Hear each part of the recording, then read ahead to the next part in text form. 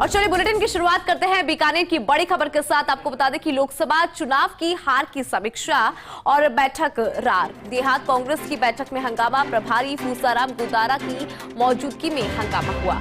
जानकारी आपको दे दें, पूर्व मंत्री वीरेंद्र बेनीवाल के बयान पर हंगामा मचा। बेनीवाल ने कहा कई बूथ पर नहीं थे कांग्रेस के कार्यकर्ता।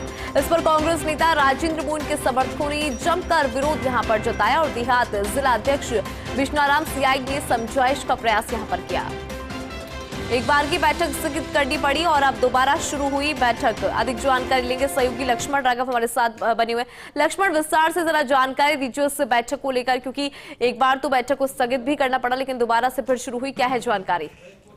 देखिए इंदु, कांग्रेस के प्रत्याशी यहाँ पर चुनाव हारे थे और कांग्रेस की हार की समीक्षा थी, लेकिन हार पर भी रार होती है तो इसका मतलब समझिए कि अभी भी बीकानेर कांग्रेस में सब कुछ ठीक नहीं है।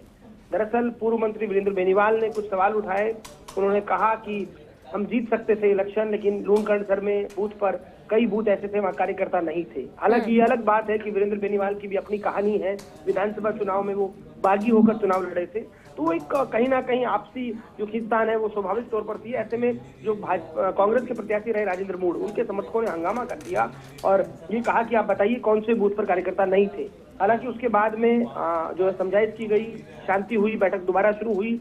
लेकिन इस बीच वीरेंद्र बेनीवाल का भी बयान आ गया कि मैं तो अपनी बात रख रहा था, चोर की दाढ़ी में तिनका। अब सवाल ये कि चोर कौन है, तिनका कौन सा है, ये तमाम चीजें हैं। लेकिन हाँ, एक तरह से कह सकते हैं कि हार पर हुई बैठक में रार हुई और इस रार से कहीं ना कहीं एक बार फिर गलत संदेश गया। कोशिश ये थी कांग्रेस की कि एकजुटता दिखाए और आगे आने वाले इलेक्शन के लिए काम करे, लेकिन इस बैठक में तो कम से कम यही हो पाया।